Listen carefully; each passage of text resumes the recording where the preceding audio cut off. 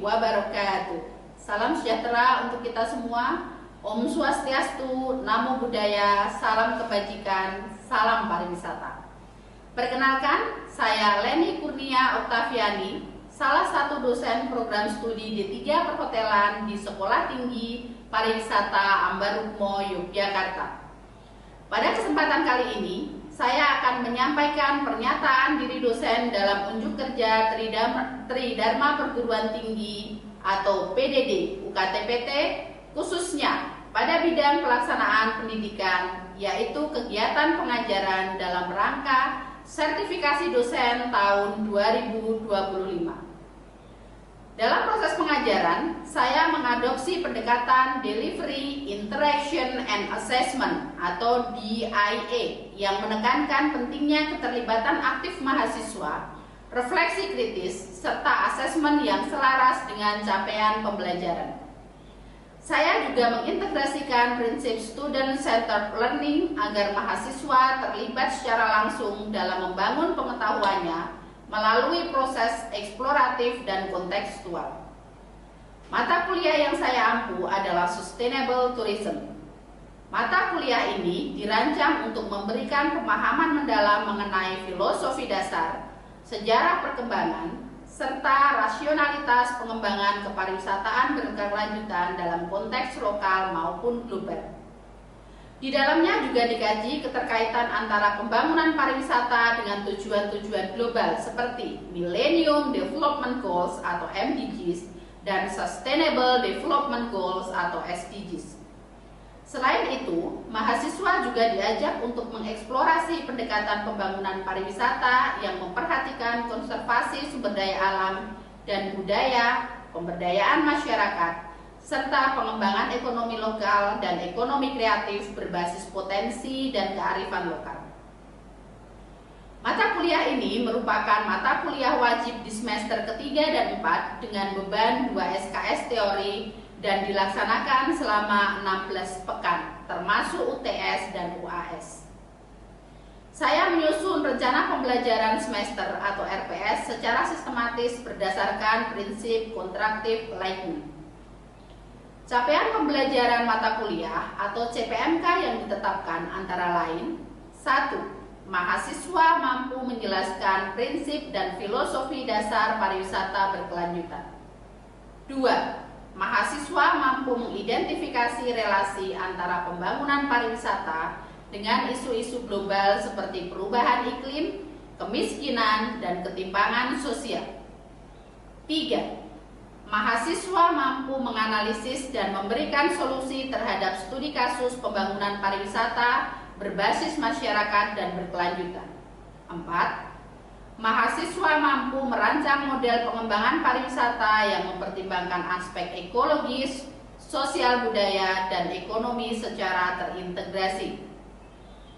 Metode pembelajaran yang saya gunakan mencakup berbagai pendekatan aktif dan kontekstual, di antaranya ceramah dan kuliah pakar yang digunakan untuk penguatan teori dan kebijakan. Project based learning, di mana mahasiswa membuat proyek rencana pengembangan kawasan wisata berkelanjutan. Diskusi, studi kasus, dan self learning dengan memanfaatkan dokumen-dokumen seperti UNWTO, UNIP, serta contoh praktik baik nasional maupun internasional. Video learning, termasuk tayangan, dokumenter, dan video eksploratif kawasan wisata. Dalam pembelajaran, mahasiswa juga diperkenalkan pada praktek pengembangan pariwisata berkelanjutan melalui presentasi gambar dan video dari destinasi yang telah dikembangkan oleh pemerintah maupun sektor swasta. Evaluasi pembelajaran terdiri atas kehadiran dan presentasi sebesar 15%, tugas baik individu maupun kelompok sebesar 15%, UTS sebesar 30%, UAS sebesar 40%, sehingga total keseluruhan adalah 100%. Saya juga memanfaatkan berbagai media digital dan dalam proses pengajaran seperti aplikasi Civitas atau sistem akademik kampus untuk penyampaian materi dan tugas serta WhatsApp group untuk diskusi informal dan koordinasi kegiatan. Referensi utama yang digunakan dalam pembelajaran mata kuliah Sustainable Tourism antara lain 1. UNWTO 2017 Tourism and Sustainable Development Goals Journey to 2030. Swartbrook 1999 Sustainable Tourism Management. United Nations Environment Programs. Robrek dan kawan-kawan 2020 Evolution of Sustainable Tourism Concept. 5. UNWTO Sustainable Tourism for Development Guidebook. 6. UNWTO Sustainable Mountain Tourism Opportunities for Local Communities. 7. UNWTO Baseline Report on the Integration of Sustainable Consumption and Production Pattern into Tourism Policies. 8. UNWTO Indicator for Sustainable Development for Tourism Destination. 9. UNEP and UNWTO Making Tourism More Sustainable. 10. Gracie and Dodds 2010 Sustainable Tourism in Island Destination. 11. Cooper dan kawan-kawan 1999 Tourism Principle and Practice. 12. Davidson and Mainland 1997 Tourism Destination. 13. Fennell 1999 Ecotourism and Introduction. 14. Gardner 1996 Tourism Development Principle, Process and Policies. 15. Gardner and Ritchie Tourism Principle, Practice, Philosophies. 16. Mills and Morrison 1992 The Tourism System, an Introductory Text. 17. Newsom and Dowling 2006 Geotourism, Sustainability, Impact and Management. 18. UNWTO 2017 Tourism and Sustainable Development Goals Journey to 2030. 19. Swartbrook 2002 Sustainable Tourism Management edisi tambahan. 20. Riparmas 2009 Rencana Induk Pembangunan Kepariwisataan Nasional Kementerian Budaya dan Pariwisata. Literatur tambahan mencakup jurnal ilmiah terkini, dokumen kebijakan nasional, serta video edukatif dari organisasi internasional. Selanjutnya, mari kita simak proses kegiatan pengajaran pada pertemuan ke-7 berikut ini. Bismillahirrahmanirrahim. Assalamualaikum warahmatullahi wabarakatuh. Salam sejahtera untuk kita semua. Om Swastiastu, Namo Buddhaya, salam kebajikan, salam pariwisata. Apa kabar semuanya? Baik. Baik, sehat semua ya? Alhamdulillah. Baik, kita akan masuk pada pertemuan ke-7 hari ini. Namun sebelum pertemuan kita mulai, terlebih dahulu marilah kita awali dengan berdoa menurut agama dan keyakinan masing-masing. Berdoa disilakan.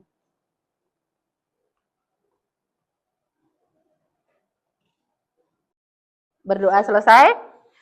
Sebelumnya, minggu lalu kita sudah membahas pertemuan terkait definisi pariwisata, prinsip pariwisata, tujuan pariwisata, serta implementasi pariwisata. Ada yang masih ingat teman-teman apa itu definisi pariwisata?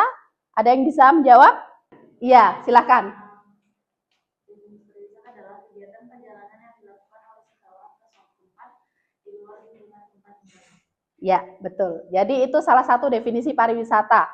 Sebuah perjalanan baik itu untuk keperluan rekreasi ataupun keperluan yang lain ke suatu tempat, dan itu biasanya mencakup akomodasi gitu ya dan lain sebagainya, dan dalam jangka waktu tertentu, tidak tinggal gitu ya.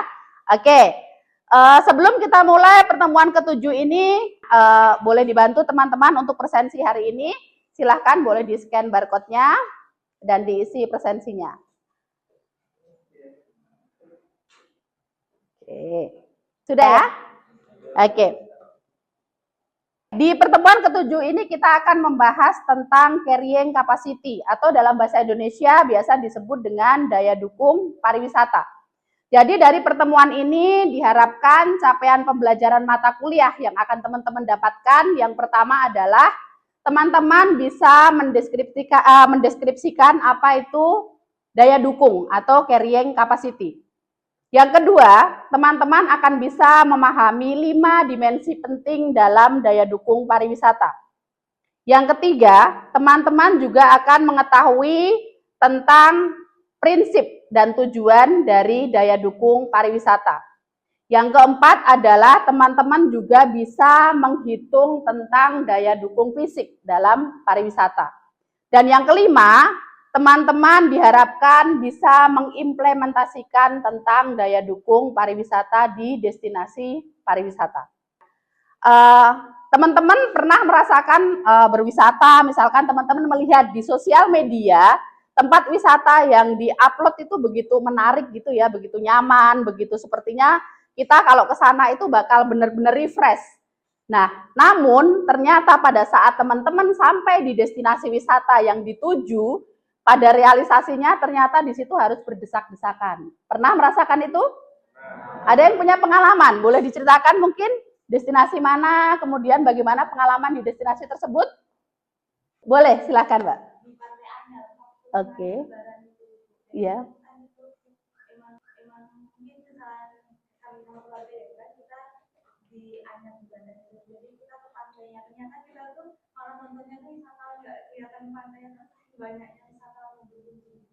Betul. Nah, itu tadi adalah salah satu bukti bahwa carrying atau daya dukung pariwisata di sebuah destinasi itu tidak terpenuhi. Jadi, daya dukung pariwisata atau carrying capacity ini pertama kali dicetuskan oleh ODUM pada tahun 1971.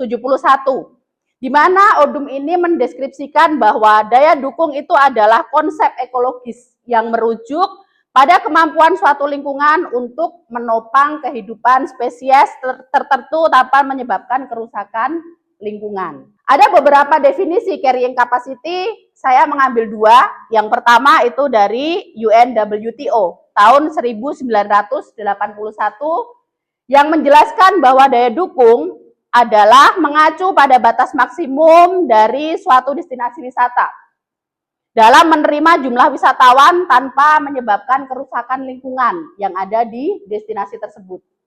Kemudian yang kedua diambil dari Kokosis dan Meksa tahun 2017, di mana daya dukung pariwisata ini adalah jumlah maksimum orang yang bisa ditampung dalam sebuah kawasan pariwisata. Nah, dengan kata lain, kalau kita deskripsikan, daya dukung itu adalah batas maksimum seberapa banyak wisatawan yang bisa ditampung di sebuah destinasi wisata. Ya, oke. Berikutnya adalah 5 dimensi penting ketika kita belajar daya dukung pariwisata. Yang pertama adalah daya dukung fisik. Kemudian yang kedua itu adalah daya dukung ekologis. Yang ketiga adalah daya dukung sosial dan budaya. Hal ini berkaitan seberapa besar masyarakat lokal bisa menerima keberadaan wisatawan. Yang keempat adalah terkait dengan daya dukung ekonomi.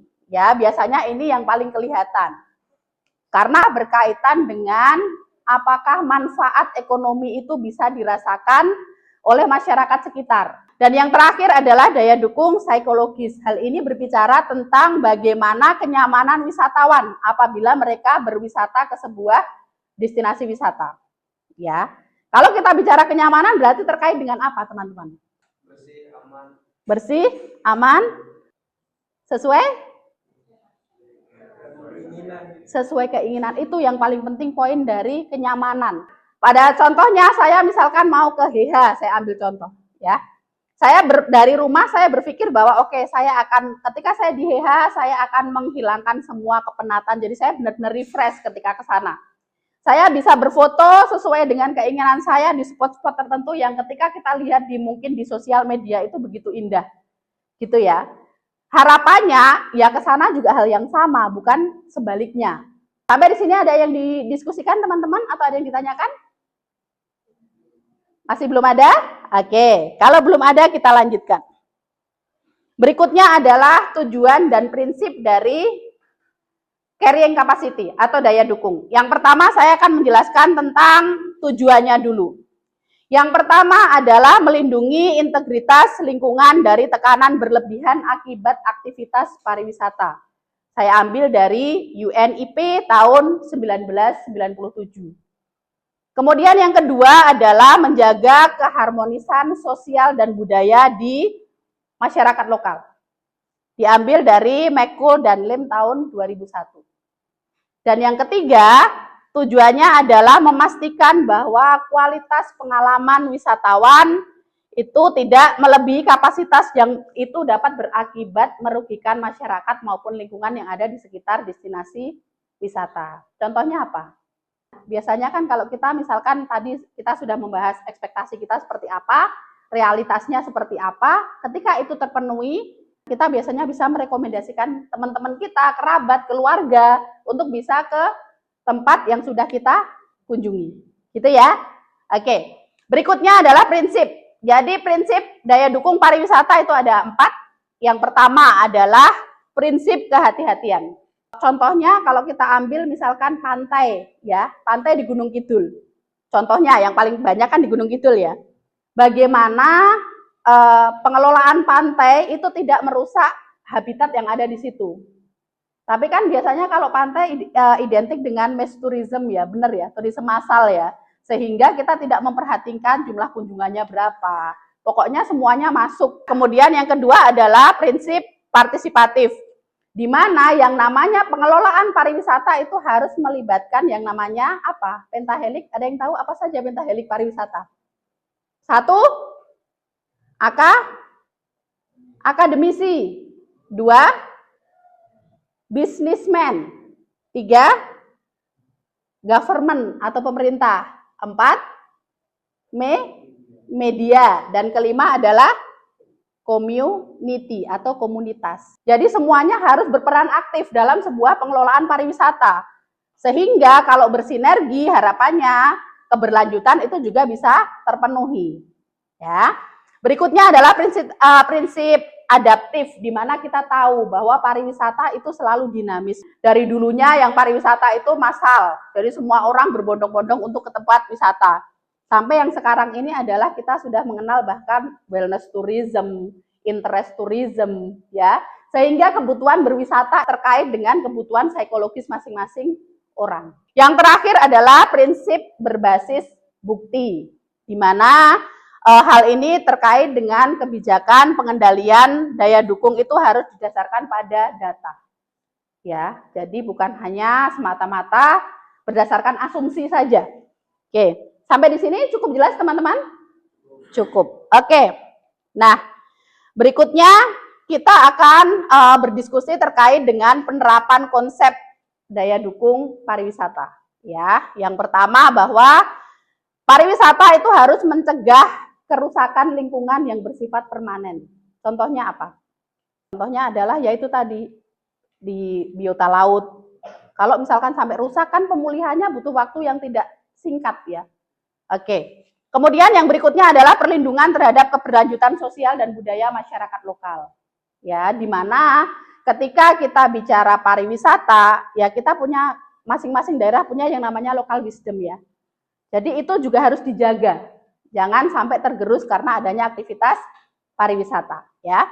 Yang ketiga adalah menghindari distorsi dan ketimpangan. Dalam hal apa biasanya kalau kita bicara ketimpangan? Apa saja? Dalam hal biasanya yang paling mencolok adalah dari sisi ekonomi. Dan yang terakhir adalah menjamin kualitas pengalaman wisatawan. Ya, seperti tadi yang sudah kita bahas di awal bahwa kenyamanan wisatawan itu adalah menjadi hal yang paling pokok dalam sebuah aktivitas pariwisata. Oke.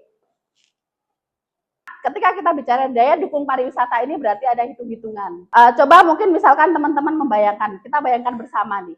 seandainya teman-teman menjadi seorang pengelola pariwisata, ya. Kemudian ada beberapa influencer yang mulai mengupload destinasi wisata yang teman-teman kelola.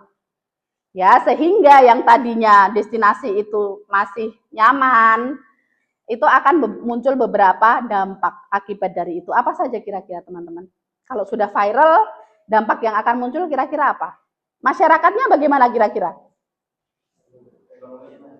Secara positif ekonomi naik, tapi dampak negatifnya?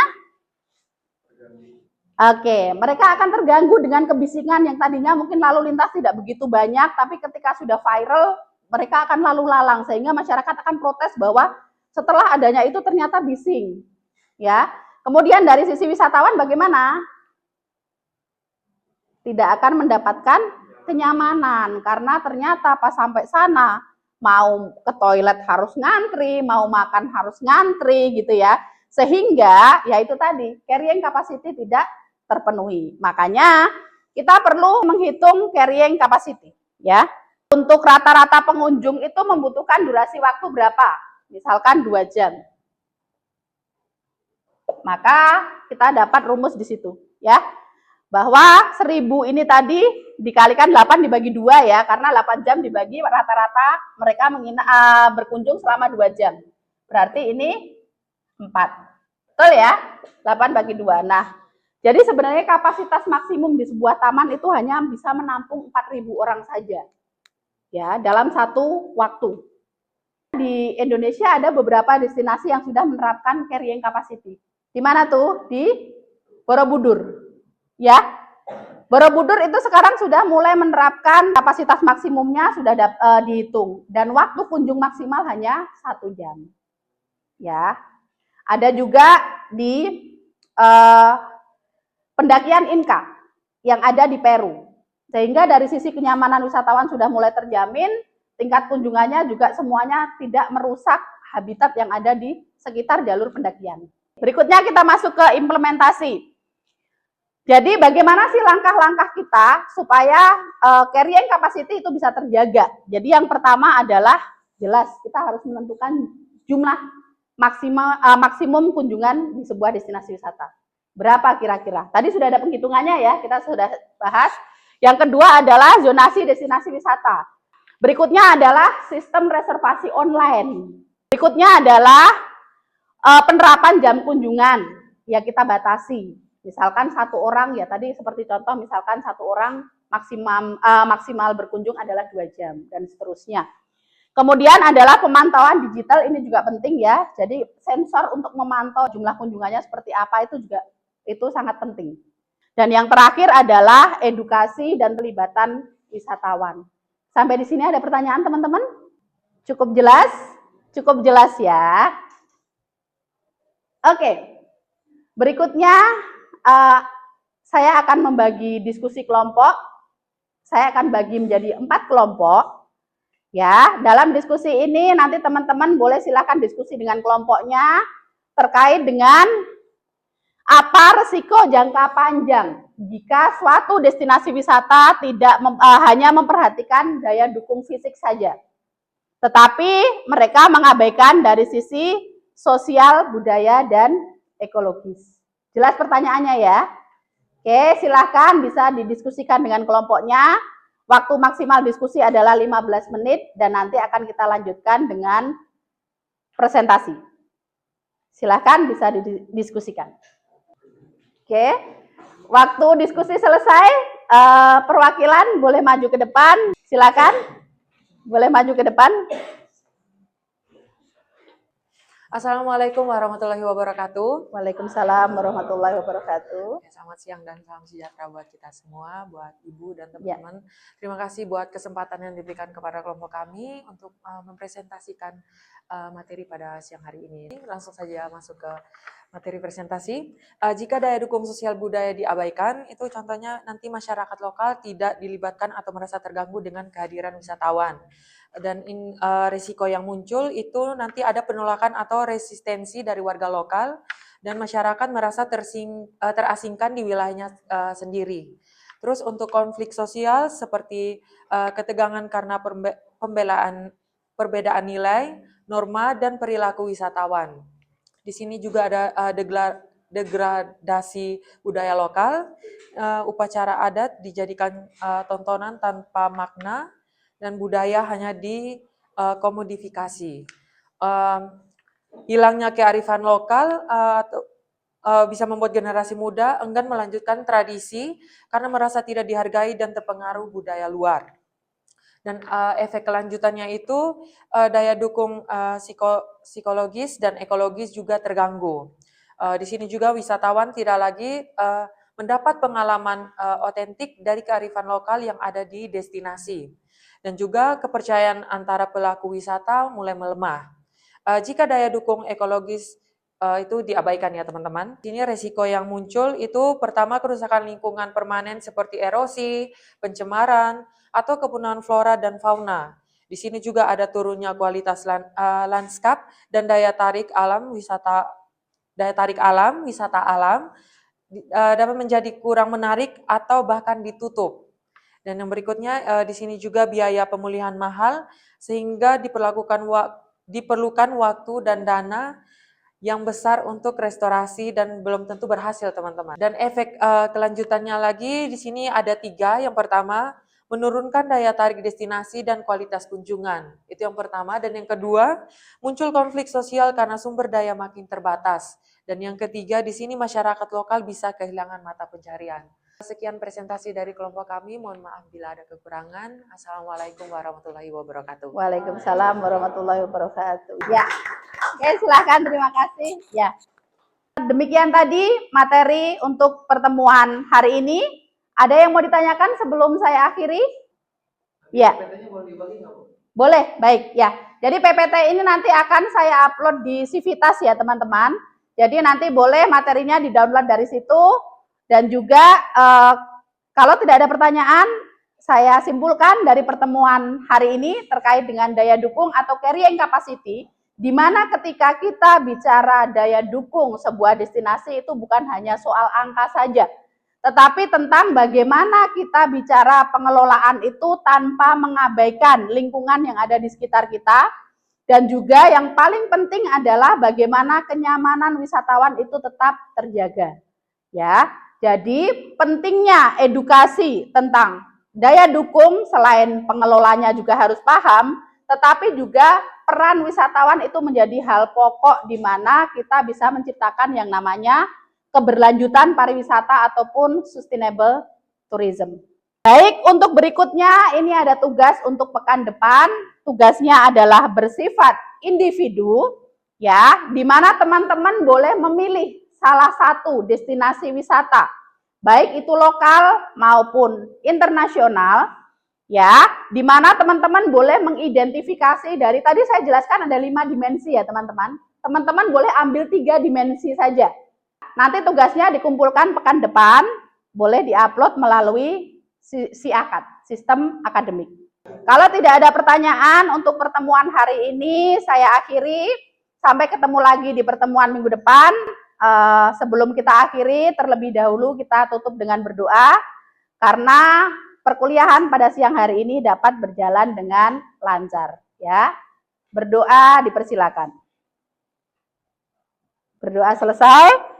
Sampai ketemu lagi di pertemuan pekan depan. Assalamualaikum warahmatullahi wabarakatuh. Demikian pemaparan mengenai praktek pengajaran saya dalam kuliah Sustainable Tourism sebagai bagian dari pelaksanaan Tridharma Perguruan Tinggi. Saya berkomitmen untuk terus mengembangkan pembelajaran yang partisipatif, kontekstual, dan berorientasi pada penguatan kompetensi mahasiswa dalam menghadapi tantangan pembangunan pariwisata berkelanjutan di masa kini dan masa mendatang. Terima kasih atas perhatian dan kesempatannya. Wassalamualaikum warahmatullahi wabarakatuh. Salam sejahtera untuk kita semua. Om Swastiastu, Namo Buddhaya, salam kebajikan.